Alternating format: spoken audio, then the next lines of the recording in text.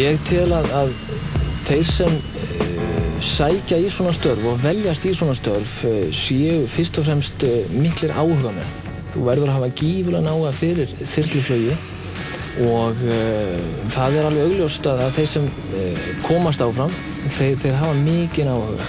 Þetta að sjálfsögðu ævintýralegri vinn en margar aðrar en hins vegar mikill bókalestur í kringu þetta. Menn þurfa virkilega að temja sér góð vinnubrögð.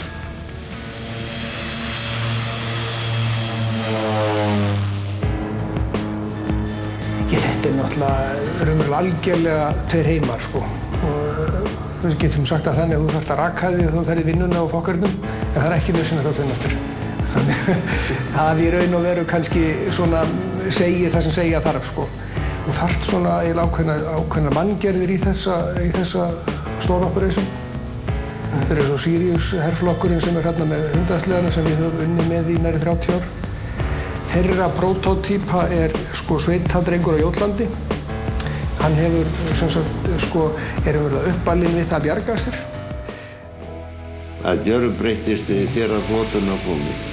Já, þá var maður laus við að fljúga alltaf í skýjum. Það kom nú bara fyrir stundum þegar maður flög frá Íslandi til New York og maður sá ekki niður á jörðu eða neitt. Þegar maður bara sá brautarljósin þegar maður kom inn á lenda. Síðasta flugi, já. Það voru búin að taka okkur saman um það, ég og Atli sonur minn og Ingólfur Jónsson. Að koma hérna yfir Reykjavíkurflugvöll í formation. Þeir á sitt hvorum pilsinum og við hittust hérna, mættust hérna, það er på Skaga eiginlega og gerði síðan að flugi bara niður. Það tókst mjög vel.